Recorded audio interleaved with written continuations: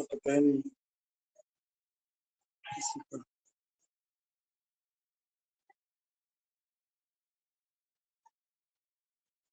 बस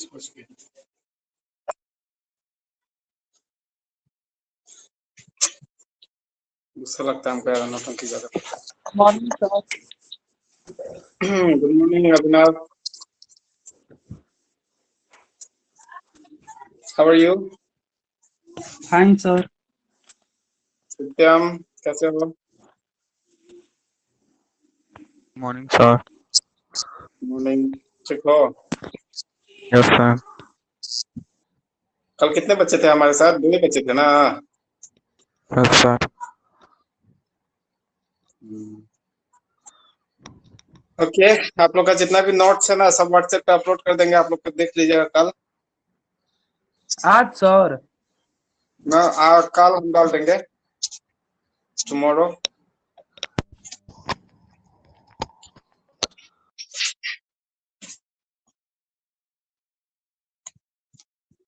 कहाँ गए सत्यम?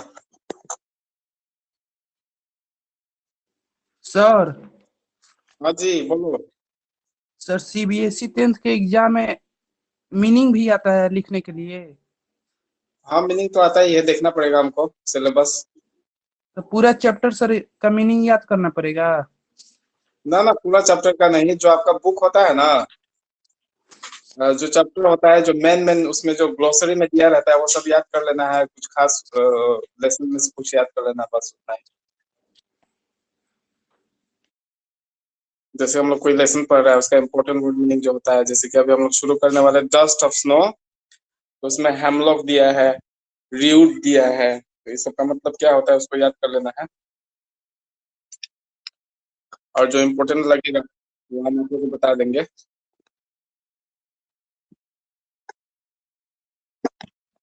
एक मिनट।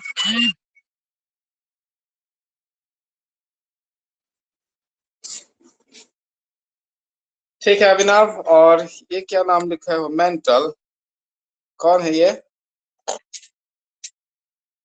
हेलो,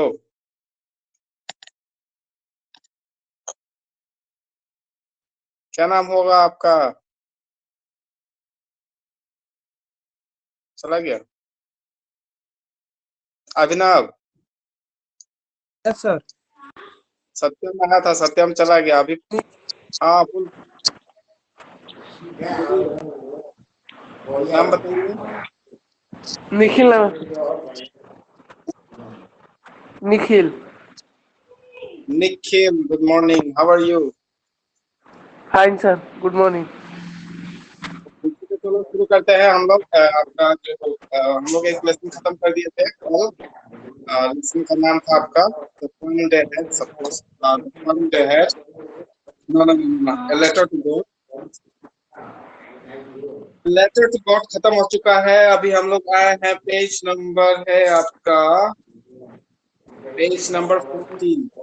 बुक है ना, तो शुरू कीजिए पेज नंबर 14 पे।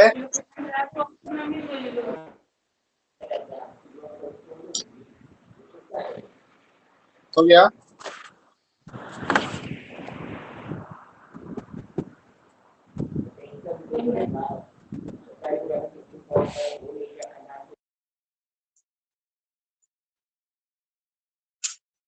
निखिल, अभिनव, बुक है आपके पास?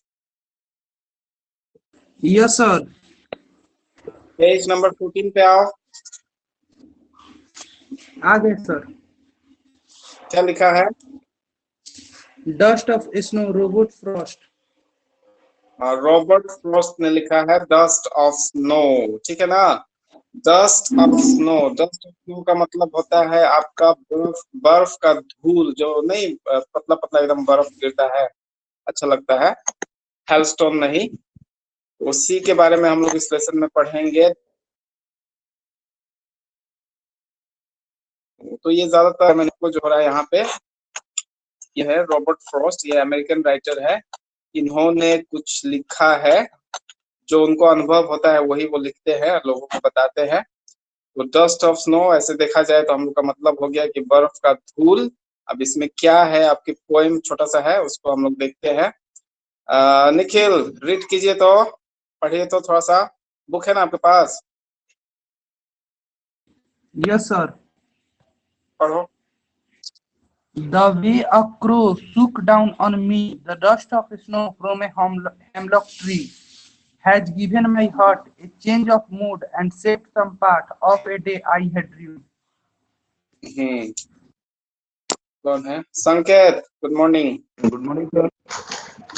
पेज नंबर 14 क्या हो? Page number 14, dust of snow. आज हम लोग पढ़ेंगे dust of snow, Robert Frost ने लिखा है। उसके बाद फिर फायर एंड आइस, जो रॉबर्ट फ्रॉस्ट ने ही लिखा है, इसको हम लोग खत्म करेंगे। ज्यादा लंबा नहीं है, बस थोड़ा सा ध्यान दो क्या है। तो हम लोग शुरू कर रहे हैं। Dust of snow page number 14 में है, बर्फ की धूल। तो यहाँ पे लिखा है the way A crow Shuk down on me the dust of snow from a hemlock tree. Hemlock एक पेड़ है जो क्रिसमस में ना पेड़ पे हम लोग जो सजाते हैं क्रिसमस ट्री, पाइन का ट्री जो ठंडी इलाकों में ज्यादा मिलता है, उसको हेमलॉक बोलते हैं हम लोग। वैसे नहीं तो ऐसे आमतौर पे लोग पाइन ट्री बोलते हैं। ठंडे इलाकों में मिलता है जहाँ पे बहुत सारे बर्फ गिरते हैं और सारा बर्फ से जो है ये पेड़ ढके रहते हैं। तो the way A crow Shuk down on me the dust of snow from a hemlock tree. तो ये जो हेमलॉक ट्री है आमतौर से पॉइजनस नहीं होता है, लेकिन यहाँ पे दिया है कि हेमलॉक जो ट्री है वो पॉइजनस है, पॉइजनस ट्री है। कोई कोई पॉइजनस होता है, जहरीला होता है, आमतौर पे जहरीला नहीं होता है। तो यहाँ पे जो है the way A crow Shuk down on me the dust of snow from a hemlock tree. तो यहाँ पे कहा जा रहा है कि एक जो हमारे जो लेखक है, पोएट है, यानी रॉबर्ट फ्रॉस्ट, वो कहीं पे बैठे थे चाहे खड़े थे, उनका मूड जो है कुछ अच्छा नहीं था। उसी समय जो वो हेमलॉक का ट्री है जो बर्फ से ढका हुआ था, और वहां पे किसी तरह से एक जो क्रो है वहां पे बैठा था, चाहे उड़ने की कोशिश कर रहा था, चाहे अपना पंख हिला रहा था। तो जहाँ पे हमारे जो पोएट थे वहां पे उस कौवे ने जो है इनके ऊपर जो है कुछ धूल जो है, बर्फ की जो धूल होता है उसको उसके ऊपर गिरा दिया हेमलॉक ट्री से। उसके बाद क्या होता है, लेखक कहते हैं, द पोएट कहते हैं कि has given my heart a change of mood. तो हेमलॉक मतलब पॉइजनस होता है, तो हो सकता है कि जो हमारे लेखक है वो थोड़ा सा मूड ऑफ उनका था, ग्लूमी थे, अच्छा नहीं लग रहा था, चाहे कुछ कारण की वजह से वो उदास वहां पे बैठे थे। उसी समय जो हमारा जो क्रो है उसने जो है धूल जो है बर्फ का उनके ऊपर गिरा दिया। इसके बाद क्या होता है, जैसे ही वो बर्फ का धूल इनके ऊपर गिरा तो रॉबर्ट फ्रॉस्ट कहते हैं has given my heart a change of mood and save some part of a day I had rued. Rued मतलब रिग्रेट करना, मतलब किसी तरह से हम मेरा दिन वो बेकार चला गया, वेस्ट हो गया, उसको जो है बचा लेना। तो यहाँ पे दिया है हैज गिवन माई हार्ट। तो ये उदास होके कहीं बैठे थे, ग्लूमी थे, उदास थे, बैठे थे कहीं पे, और जैसे ही बर्फ का धूल गिरा इसका जो मूड है वो चेंज हो गया। ठीक है ना, इनका मूड जो है वो चेंज हो गया, और चेंज होने से क्या होता है कि इनका जो दिन है वो बच जाता है, और इनको जो है फिर समझ में आता है कि ना चलो जो हुआ सो हुआ, अब फिर से किया जाए। कौन बोला? चैप्टर कौन? हम लोग है पेज नंबर 14 पे, first flight. Dust of snow. हाँ, फर्स्ट फ्लाइट जो बुक है आप लोग का, dust of snow, Robert Frost ने लिखा है। इनका कहना है कि जो लेखक जो पोएट है हमारे, वो कहीं पे बैठे थे चाहे खड़े थे, इनका मूड अच्छा नहीं था। मूड अच्छा नहीं था कैसे पता चल रहा है हम लोग को, क्योंकि यहाँ पे दिया है हेमलॉक ट्री के बारे में। हेमलॉक ट्री जो है एक पॉइजनस ट्री होता है, और पॉइजनस से ही हम लोग को समझ में आ रहा है कि इनका मूड अच्छा नहीं था। और जैसे ही कौवे ने जो है बर्फ का धूल किसी तरह से इनके ऊपर गिराया तो इनका मूड जो है वो चेंज हो गया, और इनको समझ में आया कि जो हुआ सो हुआ, चलो एक नया शुरुआत हम लोग करते हैं। चाहे मैं मुझे जो है एक नया शुरुआत करना चाहिए, मुझे उदास ऐसे नहीं बैठना चाहिए कहीं पे। तो इनका दिन जो है उस कौवे की वजह से बच जाता है। नेक्स्ट पेज पे आओ, पेज नंबर 15 पे, फायर एंड आइस पे आओ। तो दिखाई दे रहा है आप लोग को fire and ice? Fire, fire तो सबको पता है कि फायर क्या होता है, आग होता है। आइस मतलब बर्फ होता है, लेकिन यहाँ पर जो है फायर का मतलब होता है आपका डिजायर। क्या होता है? डिजायर। फायर मतलब डिजायर, चाहे पेशन, चाहे हैट्रेड, मतलब डिजायर को पाने का, किसी चीज को करने का, चाहे उसके बाद अगर हम आते हैं आइस पे, तो आइस का यहाँ पे मतलब क्या है, हैट्रेड। हैट्रेड मतलब किसी के विरुद्ध जो है गुस्सा ना। फायर और आइस, इसका मतलब हो गया, फायर मतलब हो गया डिजायर, आइस का मतलब हो गया गुस्सा, ठीक है ना। और फायर भी खतरनाक है और आइस भी खतरनाक है, कहने का मतलब, हमारे जो रॉबर्ट फ्रॉस्ट है उनके कहने का मतलब फायर और आइस दोनों जो है वो खतरनाक है, अच्छा भी है खतरनाक भी है। लेकिन यहाँ पर जो पोएम में दिया है, सम से the world will and in fire, क्या बोला है, सम से the world will end in fire, some say in ice, for from what I have tasted of desire, I hold with those who favor fire। तो अब मैंने जैसे आप लोग को बताया, फायर का मतलब होता है डिजायर, आइस का मतलब होता है हेट्रेड। तो यहाँ पे जो हमारे जो लेखक है यानी पोइट है, वो कह रहे हैं कि कोई कहता है दुनिया जो है वो आग के चलते खत्म हो जाएगी। आग मतलब डिजायर, हमारा जो अंदर का जो कामना है, डिजायर है, चाहना है, चाहत है, उस चाहत के चलते ये दुनिया खत्म हो जाएगी, डिजायर के चलते ये दुनिया खत्म हो जाएगी। कोई कहता है कि आइस के चलते, बर्फ से तो ऐसे दुनिया खत्म नहीं होगा, लेकिन यहाँ पे दिया है बर्फ का मतलब हैट्रेड, हैट्रेड मतलब गुस्सा, गुस्से से ये दुनिया खत्म हो जाएगी। From what I have tested of desire, लेकिन जहां तक मैंने अभी तक अनुभव किया है अपनी जिंदगी में, चाहे मैंने जहां तक अपनी जिंदगी में देखा है, चाहे दुनिया को जो मैं देख रहा हूँ, तो डिजायर से भी ये दुनिया खत्म हो सकती है। क्योंकि डिजायर एक ऐसा है, पाने की चाहत, जितना हमको मिलता है उससे ज्यादा हमको चाहिए। तो मुझे लगता है कि मैंने जो अनुभव किया है अपनी जिंदगी में, डिजायर के चलते जो है मुझे ये पता चलता है कि मैं उनके साथ हूँ जो ये सोचते हैं कि दुनिया जो है वो आग के चलते यानी डिजायर के चलते खत्म हुआ, चाहत, हद से ज्यादा जब हम लोग किसी चीज को पाने की कोशिश करते हैं, उसके चलते जो है ये दुनिया खत्म हो जाएगी। जैसे फर्स्ट वर्ल्ड वॉर हुआ था, सेकेंड वर्ल्ड वॉर हुआ था, कि फर्स्ट वर्ल्ड वॉर क्यों हुआ था, अधिक से अधिक देश को अपने अंदर करने के लिए, इंपीरियलिज्म के चलते हुआ था। सेकेंड वर्ल्ड वॉर किस लिए हुआ था, कुछ इसी कारण से हुआ था। चाहे जो भी हो, हम लोग हिस्ट्री में नहीं जा रहे हैं, मतलब डिजायर जो है, डिजायर के चलते ये दुनिया खत्म हो जाएगी, फायर के चलते ये दुनिया खत्म हो जाएगी। कोई कहता है फायर के चलते दुनिया खत्म हो जाएगा, कोई कहता है आइस के चलते, मतलब डिजायर और घृणा, घृणा के चलते दुनिया खत्म हो जाएगी। लेकिन हमारे जो लेखक है वो कह रहे हैं कि नहीं, मुझे लगता है कि डिजायर के चलते ही खत्म हो सकती है। तो मैं उनके साथ हूँ जो ये सोचते हैं कि दुनिया जो है वो फायर के चलते खत्म हो जाएगी, यानी डिजायर के चलते खत्म हो जाएगी। सेकंड स्टेंजा में जो है, आखिरी स्टेंजा जो है, but if it had to perish twice, I think I know enough of hate to say that for destruction ice is also great and would suffice। तो फर्स्ट स्टेंजा में जो हम हमारे लेखक यानी रॉबर्ट फर्स्ट वो कहते हैं दुनिया जो है वो डिजायर के चलते खत्म होगी, यानी चाहत के चलते खत्म होगी। लेकिन दूसरे स्टेंजा में ये कह रहे हैं कि अगर दुनिया को दोबारा खत्म होना है, मतलब अगर मौका एक बार खत्म हो गया और दूसरे बार फिर वो दुनिया विकसित हो गया, चाहे उसके बाद फिर इसको खत्म होना हो, चाहे मुझे अगर ऑप्शन मिले दूसरी बार खत्म होने का, तो मैं ये कहूंगा कि दुनिया को खत्म करने के लिए आग के अलावा यानी डिजायर, चाहत के अलावा जो आइस है, आइस का मतलब होता है हेट, हेट मतलब घृणा, किसी के चलते गुस्सा, ठीक है ना, गुस्से के चलते भी, घृणा के चलते भी जो है ये दुनिया काफी है खत्म होने के लिए, बर्बाद होने के लिए। आइस से ये दुनिया भी खत्म हो सकती है और आइस उसके लिए पर्याप्त है। सफिस का मतलब होता है पर्याप्त, ठीक है ना। तो यहाँ पे हम लोग समझ गए फायर एंड आइस, डिजायर और हैट्रेड। आप लोग देखते होंगे अभी पेट्रोल, डीजल, कोल, नेचुरल गैस जो भी है, हम लोग बहुत ही ज्यादा उसका इस्तेमाल कर रहे हैं। तो आगे जो है चलकर जो है हमारे आने वाले जनरेशन्स को जो है ये सब नहीं मिल पाएंगे, चाहे इसके चलते जो जो हम लोग हद से ज्यादा जो इसका इस्तेमाल कर रहे हैं उससे बहुत सारे साइड इफेक्ट अभी हमें महसूस हो रहा है। ग्लोबल वार्मिंग है, ओजोन लेयर का वो जो परत जो फट रहा है वो है, और भी बहुत सारे कारण है।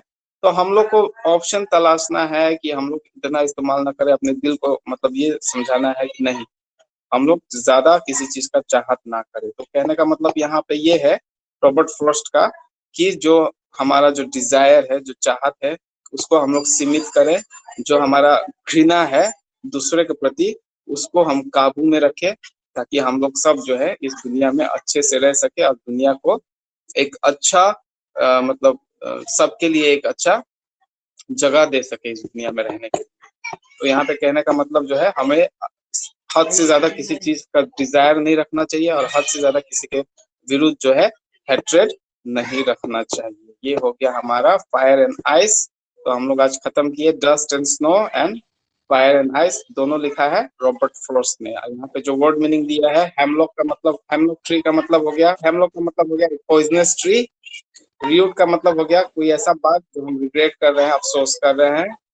पेरिस का मतलब होता है डाई। सफिस का मतलब होता है सफिशिएंट यानी पर्याप्त। ठीक है, समझ में आया सबको? Yes sir. क्या हुआ, अच्छा नहीं लग रहा है क्लास? लग रहा है। मंजिल आप आ गए इसमें? मंजिल हेलो बोलो, आवाज नहीं आ रही आपकी। ठीक है ठीक है ठीक है, तो हम लोग चलते हैं अगले पेज पे, पेज नंबर 14, 15, 16 पे आओ। From sir? I am from Jagdishpur, but I have studied from Nagaland. Okay, so we are moving to lesson number 2, page number 16.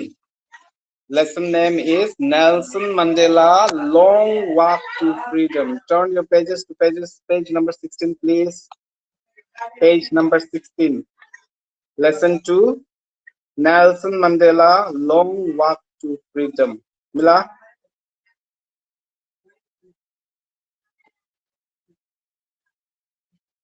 सबके पास बुक है? पेज नंबर 16 पे आओ। अतुल पेज नंबर 16 बुक है तो। अतुल गायब हो गया, वाह क्या है यार, स्टूडेंट आते हैं और फिर चले जाते हैं, भाग जाते हैं फटाफट। 7 में से सिर्फ 4 बच्चे। सर आप स्टार्ट कीजिए सर। तो जो मैंने अभी तक लेसन किया उसका जितना भी नोट्स है आप लोग पे अपलोड कर देंगे हम, ठीक है ना? और जो नहीं समझ में आए आप लोग इसमें हमको चैट करके बता देना, नहीं तो हमको कुछ भी अगर आप लोग को दिक्कत है, नहीं समझ में आ रहा है तो आप लोग चैट करके बता देना। चलो ठीक है, आते हैं लेसन 2 पे। Nelson Mandela long walk to freedom. Nelson Mandela के बारे में कौन कौन जानता है?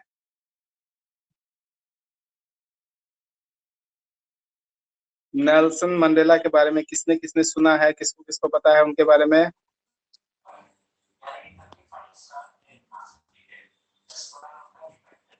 अपना बताओ।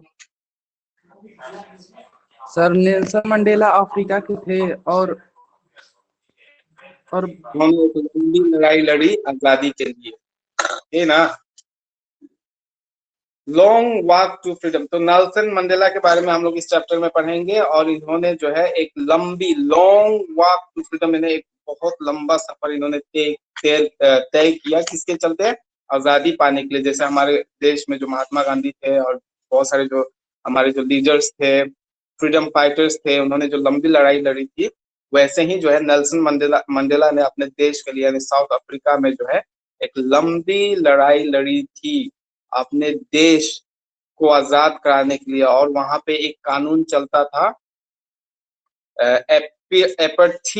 एपर्थीड जो कानून लगा था उसमें ये था कि वहां पे जो काले लोग हैं वो राज्य नहीं कर सकते, वो किसी भी पॉलिटिकल एक्टिविटी में भाग नहीं ले सकते हैं। सिर्फ गोरे लोग जो है वो वहां पे पॉलिटिकल सिस्टम में रह सकते हैं और बड़े बड़े उद्योग में वो लोग हिस्सा ले सकते हैं। सिर्फ काले लोग सिर्फ मेहनत करने के लिए, लेबर करने के लिए, दूसरों की मदद करने के लिए ही वहां पे है। लेकिन अगर देखा जाए तो जो साउथ अफ्रीका था वो ब्लैक लोगों के लिए भी, ब्लैक लोगों का ही देश था। वहां पे बाहर से लोग आके, गोरे लोग आके वहां पे बस गए और इन पे अधिकार जमा लिया, जैसे अंग्रेज, है ना, ऑस्ट्रेलिया के लोग थे, बहुत सारे लोग थे। तो हम लोग इस लेसन को शुरू करते हैं। इसको लिखा है, हमारा जो लेसन है, नेल्सन मंडेला, नेल्सन रोली ला मंडेला ने लिखा है। और यहाँ पे शुरू करने से पहले जो है हम लोग कुछ पढ़ लेते हैं। एपर्थीड क्या है? एपर्थीड is a political system that separates people according to their race. Can you say which of the three countries named below had such a political system until very recently? तो यहाँ पे कहा जा रहा है कि एपर्थीड एक ऐसा पॉलिटिकल सिस्टम है, राजनीतिक सिस्टम है जो सेपरेट करता है, जो लोगों को बांटता है उनके जाति के अनुसार, ठीक है ना, जाति के अनुसार बांटता है। और इसमें जो है आपको एक ऑप्शन दिया है, एमसीक्यू दिया है, जिसमें पूछा जा रहा है कि कौन सा ऐसा देश है इन तीनों में से जिसमें ये कानून अभी फिलहाल में था। तो यहाँ पे होगा साउथ अफ्रीका। साउथ अफ्रीका वो देश है जहाँ पे अपर्थित कानून लागू हुआ था। Have you heard of Nelson Mandela? Mandela and his African National Congress. क्या आपने कभी नेल्सन मंडेला के बारे में सुना है और उनका जो पार्टी था यानी अफ्रीकन नेशनल कांग्रेस, इन्होंने बनाया था आजादी के लिए, चाहे वो अपर्थित कानून को हटाने के लिए। तो क्या आपने सुना है? और उन्होंने जो है spent a lifetime fighting against apartheid, उन्होंने पूरा जिंदगी गुजार दी इसलिए उस कानून को हटाने के लिए, अपर्थित कानून को हटाने के लिए। Mandela had to spend 30 years in prison, और 30 साल तक वो जेल में थे विरोध करने के चलते। किसके विरोध? तो ये अपर्थित जो कानून है उसका विरोध करने के लिए 30 सालों तक वो जेल में रखा गया। Finally, democratic elections were held in South Africa in 1994 and Mandela became the first black president of a new nation. उसके बाद 30-40 सालों के बाद जब वहां पे कुछ सुधार हुआ और अपर्थित कानून वहां से हटाया गया नेल्सन मंडेला के चलते, तब वहां पे एक इलेक्शन हुआ, फ्री एंड डेमोक्रेटिक इलेक्शन, जहां पे लोगों को ये अधिकार था कि वो अपना नेता खुद चुने और ब्लैक लोगों को भी उसमें भाग लेने का अधिकार मिला। तब अफ्रीकन नेशनल कांग्रेस को बहुत ही बढ़िया विजय प्राप्त हुआ। उन्होंने उस इलेक्शन को जीता बहुत अच्छे तरीके से, और उसमें जो नेता थे यानी नेल्सन मंडेला, उनको जो है अफ्रीका के पहला ब्लैक राष्ट्रपति चुना गया। उस नए राष्ट्र का पहला ब्लैक अफ्रीकन प्रेसिडेंट चुना गया, वो एक इतिहास बन गया। तो उसी के बारे में हम लोग यहाँ पे देखेंगे। यहाँ पे दिया है स्टार्ट करने से पहले Mandela become South Africa's first black president. तो यहाँ पे लिखा है check your guess with this news item from the BBC of 10 May 1994। तो बीबीसी जो न्यूज चैनल है उसने अपने आर्टिकल में नेल्सन मंडेला के बारे में, जब वो इलेक्शन जीते थे, जैसे कि हम लोग कुछ भी होता है, इलेक्शन होता है तो पेपर में, टेलीविजन में आर्टिकल्स छपते हैं, उसी तरह से बीबीसी ने 10 मई 1994 को जो है, जब नेल्सन मंडेला जीते थे इलेक्शन, उनके बारे में बीबीसी ने एक आर्टिकल निकाला था जिसको यहाँ पे लिखा है, वो हम आपको पढ़ के सुना रहे हैं। Nelson Mandela has become South Africa's first black president after more than 3 centuries of white rule. Mr. Mandela's African National Congress (ANC) party won 252 of the 400 seats in the first democratic election of South Africa's history. तो यहाँ पे कहा जा रहा है, newspaper में जो article छपा था उसमें लिखा था नेल्सन मंडेला साउथ अफ्रीका के पहले काले राष्ट्रपति बने।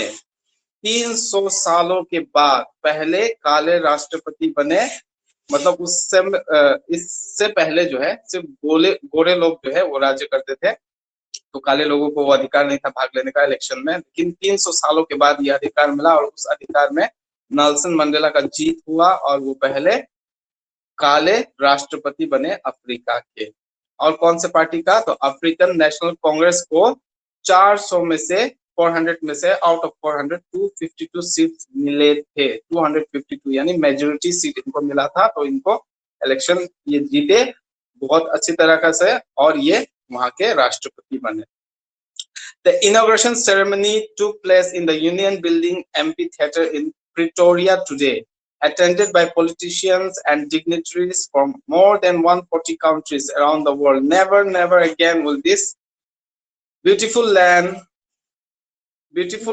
experience the oppressions of one by another, said Nelson Mandela in his address. तो जब राष्ट्रपति का जो शपथ लिया जाता है, तब नेल्सन मंडेला ने जो इनॉग्रेशन हुआ था, इनॉग्रेशन सेरेमनी जब हुआ था कहाँ पे? तो एक बिल्डिंग है प्रिटोरिया में जिसका नाम है एम्पी थिएटर बिल्डिंग, जिसका रूफ नहीं रहता उसको एम्पी थिएटर बोलते हैं, ऊपर छत नहीं रहता है। वहां पे आपका जो है इनॉग्रेशन सेरेमनी हुआ था, जहां पर 140 देशों से राजनेता यानी पॉलिटिशियंस और बड़े बड़े लोग जो है इनके इनॉग्रेशन सेरेमनी में भाग लेने के लिए यहाँ पे पहुंचा। और उस सेरेमनी में जब नेल्सन मंडेला स्टेज पे आए तो उन्होंने कहा कि कभी नहीं आज के बाद इस देश में एक दूसरे को कोई परेशान नहीं करेगा, एक दूसरे को कोई नहीं दबाएगा। ये नेल्सन मंडेला ने अपने स्पीच में, अपने भाषण में उन्होंने कहा। Jubilant scenes on the streets of Pretoria followed by the ceremony with blacks, whites and colored celebrating together. More than 1 lakh South Africans, men, women and children of all races sang and danced with joy. उसके बाद उस अखबार के article में ये भी लिखा था, खुशी का माहौल पूरे रोड्स पे, पूरे अफ्रीका में लोग वहां पे झूम रहे थे, नाच रहे थे, गा रहे थे, चाहे वो काले लोग हो, चाहे गोरे लोग हो, चाहे और भी सारे दूसरे देशों के आके वहां पे बसने वाले लोग हो। और वे 1 लाख से ज्यादा वहां पे उस देश में 1 लाख से ज्यादा लोग जो है प्रिटोरिया में 1 लाख से भी ज्यादा लोग वहां पे जो है खूब झूम रहे थे, जिसमें बच्चे थे, बूढ़े थे, जवान थे, औरत थे, बच्चे थे, ये सारे लोग मिल के खूब डांस कर रहे थे, झूम रहे थे, गा रहे थे। ठीक है ना? तो ये हो गया आप लोग का पेज नंबर कितना 16 खत्म हम लोग का पेज नंबर 16। 17 पे आ जाओ, स्टार्ट करते हैं इस चैप्टर को। समझ में आ रहा है सबको? Yes no? यस और no?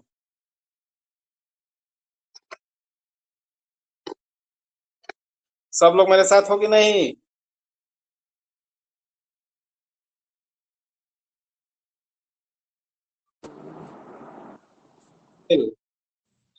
Yes sir.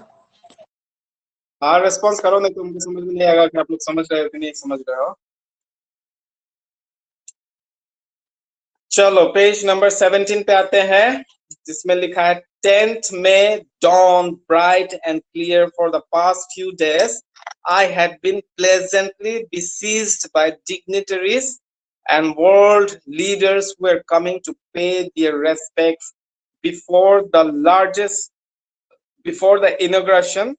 The inauguration would be the largest gathering ever of international leaders leaders on South African soil. तो यहाँ पे कहा जा रहा है 10 मई का दिन आया, बहुत ही अच्छा दिन था, बहुत ही ब्राइट था, सनी था, क्लियर स्काई था, बारिश का कोई संभावना नहीं था।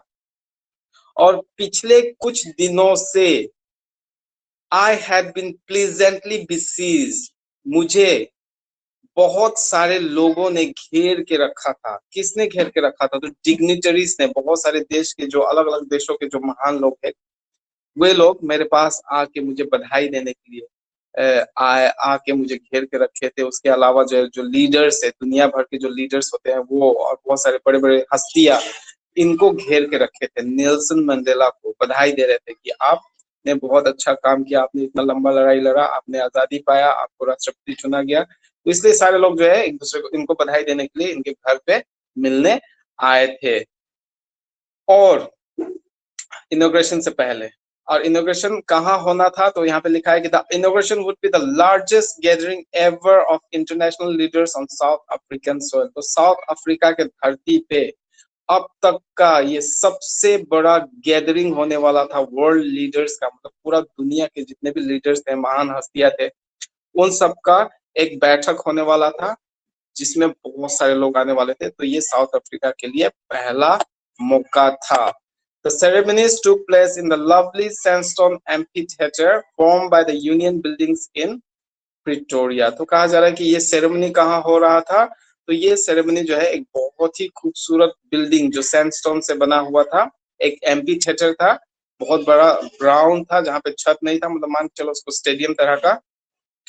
और वहीं पे ये होने वाला था। कहाँ पे? तो यूनियन बिल्डिंग जो कि प्रिटोरिया में है, प्रिटोरिया में है यूनियन बिल्डिंग, उसी में ये एम्फीथिएटर बना हुआ था। वहीं पे ये गैदरिंग, सॉरी ये सेरेमनी होना था, जहां पे बहुत सारे लीडर्स जो है, इंटरनेशनल लीडर्स जो है वो आ रहे थे। For decades this had been the seat of white supremacy and now it was the site of a rainbow gathering of different colors and nations for the installation of South Africa's first democratic non-racial government। तो यहाँ पे ये कहा जा रहा है कि जो ये एमपी थिएटर था, यानी जो यूनियन बिल्डिंग में जो एमपी थिएटर बना हुआ था, यहाँ पर सिर्फ गोरे लोगों को ही अधिकार था कुछ भी करने का। यहाँ पे काले लोगों को और दूसरे लोगों का अधिकार नहीं था आने का। लेकिन ये पहला मौका था जहां पर 10 मई के दिन बहुत बड़ा गैदरिंग होने वाला था और एक रेनबो की तरह दिखाई दे रहा था। रेनबो क्यों बोल रहे हैं ये, कि रेनबो की तरह क्यों दिखाई दे रहा है? स्टेडियम में रेनबो तो थोड़ी आएगा, इंद्रधनुष नहीं आ सकता है। लेकिन यहाँ पे कहने का मतलब है कि हर रंग के लोग, गोरे काले जो भी हो, कलर्ड हो, वे सारे लोग यहाँ पे इकट्ठा हुए थे और देखने में ऐसा लग रहा था कि रेनबो है, इंद्रधनुष है लोगों का। किस लिए वो लोग यहाँ पे आए थे? तो वो लोग आए थे कि साउथ अफ्रीका में एक नया सरकार का उदय हुआ है, उसको स्थापित करने के लिए, इंस्टॉल करने के लिए वहां पे सारे लोग आ रहे थे। और एक ऐसा सरकार का वहां पे नींव डाला जाने वाला था जहां पर सिर्फ गोरे लोगों को ही नहीं देखा जाएगा, बल्कि गोरे काले सबको बराबर का अधिकार वहां पे मिलने वाला था। तो इसी का वो लोग, इसी को विटनेस करने के लिए, इसी को देखने के लिए वहां पे सारे लोग जो है पहुंच रहे थे। On that lovely autumn day, I was accompanied by my daughter Zinani on the podium. Mr. D. Clerk was first sworn in as second deputy president. तो उस दिन ऑटम का दिन था और उस दिन जो है मैं, मेरे साथ मेरी बच्ची यानी मेरी लड़की ज़नानी मेरे साथ थी और पोडियम पर, पोडियम मतलब जो स्टेज होता है, स्टेज पर मिस्टर डी क्लर्क पहले गए क्योंकि उनको शपथ दिलाई जा रही थी, उनको स्वर्ण कराया जा रहा था। किसका? तो वो बन रहे थे सेकंड प्रेसिडेंट यानी लेफ्टिनेंट, मतलब प्रेसिडेंट, प्रेसिडेंट के बाद लेफ्टिनेंट, डिप्टी प्रेसिडेंट बन रहे थे मिस्टर डी क्लर्क। तो उनको पहले स्वर्ण करने का मौका मिला, शपथ लेने का मौका मिला। देन उसके बाद नेक्स्ट पेज पे आओ, 18।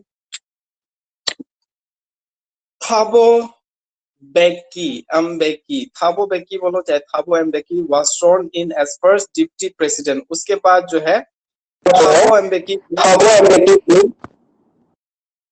पardon क्या बोल रहे हो? कौन क्या बोला? छोड़ो। थाबो एम्बेकी को फर्स्ट डेप्यूटी प्रेसिडेंट बनाया गया। पहले मिस्टर डी क्लर्क को सेकंड डेप्यूटी प्रेसिडेंट बनाया गया। उसके बाद मिस्टर थाबो एम्बेकी को फर्स्ट डेप्यूटी प्रेसिडेंट बनाया गया। मतलब वहां पे 3 प्रेसिडेंट है, पहले प्रेसिडेंट, उसके बाद सेकंड प्रेसिडेंट, उसके बाद थर्ड डेप्यूटी प्रेसिडेंट। ठीक है ना? अब यहाँ पर when it was my turn, जब मेरी बारी आई, जब मेरी बारी आई, किसकी बारी आई? नेल्सन मंडेला की बारी जब आई, I pledge to obey and uphold the Constitution and to devote myself to the well-being of the Republic and its people. To the assembled guests and the watching world, I said। तो जब मेरी बारी आई शपथ लेने का, यानी राष्ट्रपति का जो शपथ लेने का मेरी बारी जब आई, पोडियम पे जाने का, स्टेज पे जाने का, तो मैंने ये कसम खाई, चाहे मैंने ये शपथ लिया कि मैं जो संविधान है उसके हिसाब से, जो कॉन्स्टिट्यूशन है उसके हिसाब से मुझे चलना है। और मैं पूरी जिंदगी, मैं अपनी पूरी जिंदगी जो है, जो हमारा देश है, रिपब्लिक जो हमारा जो देश है और जो देश के जो लोग है, जो जनता है, उसको मैं सारा समय देता हूं और उनकी भलाई के लिए मैं काम करूंगा। और जो दुनिया है, जो वहां पे जो लोग आए थे मुझे देखने के लिए, मुझे सुनने के लिए, और जो टीवी पे, न्यूज़पेपर पे जो सुन रहे थे, उनको मैंने कहा, जो मुझे देख रहे थे उनको मैंने कहा, today all of us do by our presence here confer glory and hope to newborn liberty out of the experience of an extraordinary human disaster that lasted too long, must be born a society of which all humanity will be proud। तो यहाँ पे जो हमारे Nelson Mandela है, जो लोग इनको देखने के लिए वहां पे पहुंचे थे, जो सुन रहे थे, उनको इन्होंने कहा कि आज हम लोग जो अपना उपस्थिति यहाँ पे दर्ज कराने आए हैं या देखने आए हैं, तो आप सबका यही कहना है कि अब जो है हमें एक नया समाज का उदय करना है, एक नया सिस्टम का उदय करना है, मतलब एक नया सिस्टम का स्थापना करना है। और जो यहाँ पर अफ्रीका में जो दिक्कतें हम जैसे काले लोगों को हुई, बहुत ज्यादा समय तक चला, तो इसको खत्म कर देना है और यहाँ से जो है हम एक नया समाज को, एक नया सोसाइटी को जन्म दे, जिससे जो है जितना भी वो मानवता जो है वो गर्व करे कि हाँ ये होना चाहिए था, बहुत पहले ही ये हो जाना चाहिए था, इसको होने में बहुत समय लग गया। तो ये मैंने सारे लोगों को कहा। किसने कहा? नेल्सन मंडेला ने कहा। उसके बाद आगे बढ़ते हैं। We who were outlaws not so long ago, have today been given the rare privilege to be host to the nations of the world on our own soil. We thank all of our distinguished international guests for having come to take possessions with the people of our country of what is, after all, a common victory for justice, for peace, for human dignity। तो यहाँ पर जो है, तो यहाँ पर जो है नेल्सन मंडेला कह रहे कि हम जो आउटलॉस थे, आउटलॉस का मतलब इनका कोई अधिकार नहीं था, मतलब काले लोगों को कोई अधिकार नहीं था बिजनेस करने के लिए दूसरे लोगों से, चाहे वो करना भी चाहते थे तो जो दूसरे देश के लोग जो इनके साथ बिजनेस करना चाहते थे वो नहीं कर पाते थे, चाहे उन्होंने जो है अपना संबंध साउथ अफ्रीका के साथ छोड़ दिया था। तो कहने का मतलब हम जो आउटलॉस थे, हमारा जो बात नहीं माना जा रहा था साउथ अफ्रीका में, आज जो है हमें ये प्रिविलेज मिला है, हमें ये मौका मिला है कि हम जो है अपने ही धरती पर, अपने ही जमीन पर बाकी सारे देशों के जो लोग आए हैं उनको हम सम्मान दे सके, हम उनका स्वागत कर सके, जो कि पहले ये अधिकार हमें नहीं मिला था। तो इसीलिए we thank all of our distinguished international guests for having to come take possession। तो मैं इसीलिए हम, वो नेल्सन मंडेला मैं नहीं कह रहा, हम कह रहे हैं, हम यानी साउथ अफ्रीका के पूरे लोग के बिहाफ में वो कह रहे हैं कि हम जो है उन सारे लोगों का शुक्रिया अदा करते हैं, उनको धन्यवाद देते हैं कि आप लोग हमारे धरती पे आए और हमारे साथ आप लोग खड़े हैं, और हमारे देश में जो हम करने जा रहे हैं, जो हमें जीत मिला है, किस लिए जीत मिला है? तो हम न्याय दे सके, हम शांति कायम कर सके, और हम जो मानवता का जो मूल्य है उनको हम कायम रख सके, मतलब मानवता का वो ख्याल रख सके, भेदभाव नहीं करना है किसी के साथ। हम शांति कायम करेंगे, हम न्याय लाएंगे अपने देश में, और हम मानवता का आदर करेंगे, किसी के साथ भेदभाव नहीं करेंगे। ये सारे लोगों को नेल्सन मंडेला कह रहे हैं। We have at least achieved our political emancipation. We pledge ourselves to liberate all our people from the continuing bondage of poverty, deprivation, suffering, gender and other discrimination। तो नेल्सन मंडेला यहाँ पे कह रहे हैं कि हमें आखिरकार वो मिला जो हम चाहते थे, यानी पॉलिटिकल इमेंसिपेशन मिला, मतलब हमें जो करना था सिस्टम में आके, राजनीति में आके हमें वो करने का मौका मिला, और हम ये कसम खाते हैं कि हम आजादी दिलाएंगे, लिबरेट करेंगे, मतलब आजादी दिलाएंगे। किसको? ऑल आवर पीपल, सारे हमारे देश में जो लोग हैं उन सारे लोगों को आजादी दिलाएंगे। किससे आजादी दिलाएंगे?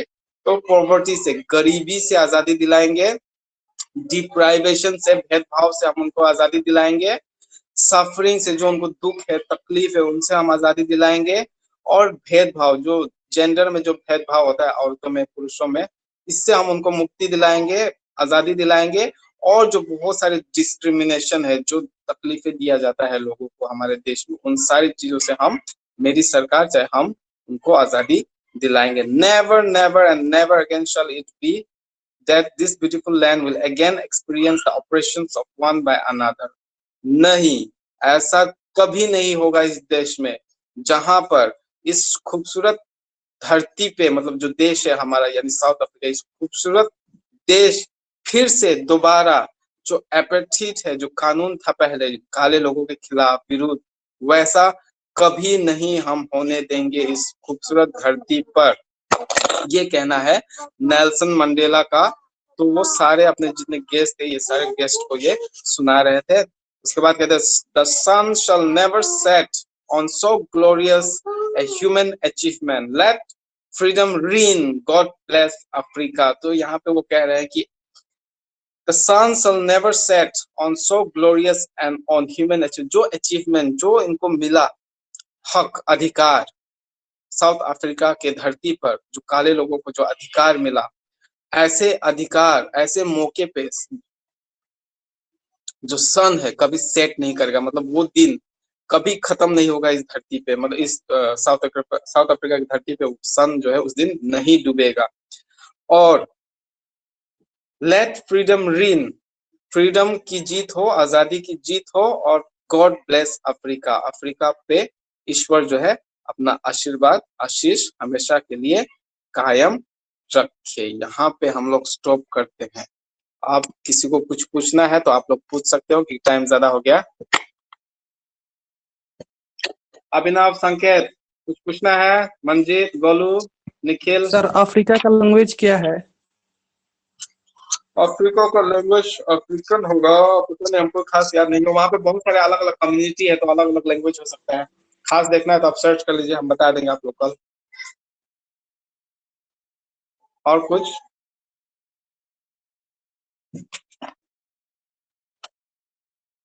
संकेत, किसी का आवाज नहीं आ रहा है, खाली अभिनव एक तो बढ़िया से।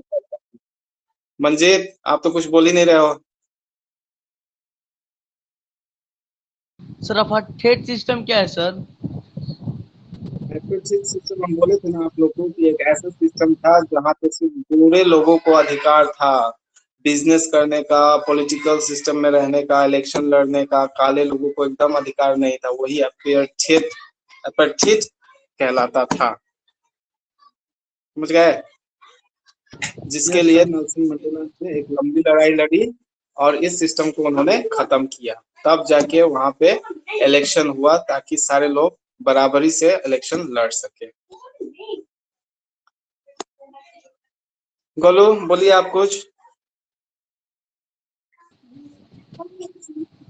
क्या हुआ है? बुलाओ तो कौन है? ऊपर करते हैं। निखिल, ऊपर करते हैं। ठीक है, आप लोग आज के लिए यहीं स्टॉप करते हैं। आप लोग अभी जा सकते हो। Thank you for being with me. Have a nice day. Bye bye. Thank you thank you sir. Sir.